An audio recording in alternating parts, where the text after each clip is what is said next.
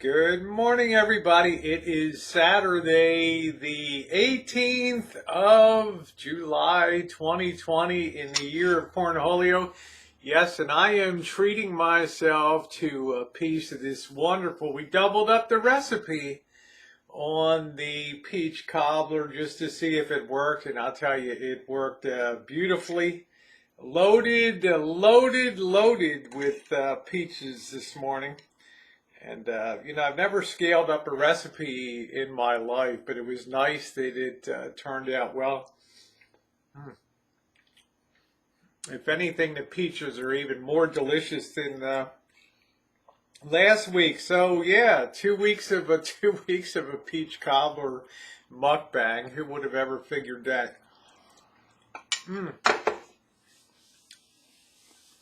It's interesting, guys. I read a few papers, just kind of scanned the headlines around the country, and they were talking about the local San Francisco paper had a story about Disneyland in their opening on July 17th, 1955, which, what was that, 65 years ago. And it was funny to, we think of Disneyland today and Disney World, Disney Shanghai, Disney Hong Kong, Disney in Paris.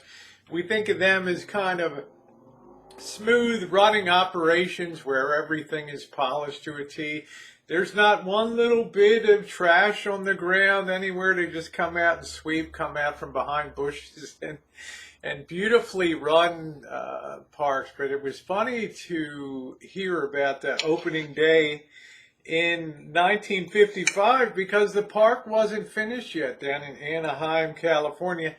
And really, Walt Disney had no idea whether the concept would fly when he proposed that and bought up all the land. But opening day, it was a beautiful. They call it Black Sunday, July 17th, 1955, because it was nutty. And Walt Disney himself thought, wow, if I had to come to a park like this, and if it was like this every day of the year, nobody would ever return. Nobody would ever go to a Disney park again.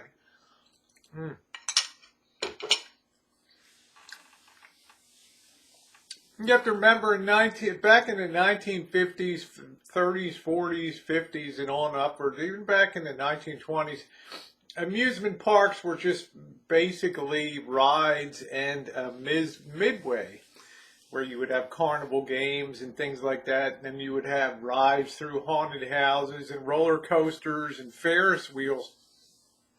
And that was about it. So Walt Disney was the first one that really integrated a whole park with all different themes. You had the Old South part of it with the steamboat. You had the not Tomorrowland, but you had all the Autopia where you could drive the little cars, and the Tiki Room and things. That was very, who knew? But he picked the right location south of LA, just south of LA, and people came in droves. And it's funny to hear about the opening day.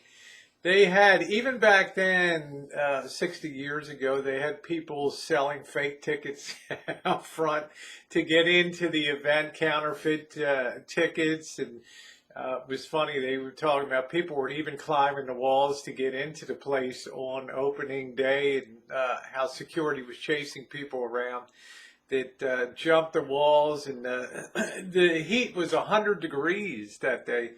And women in high heels, they were much more of a fashion back then for being out and about in public.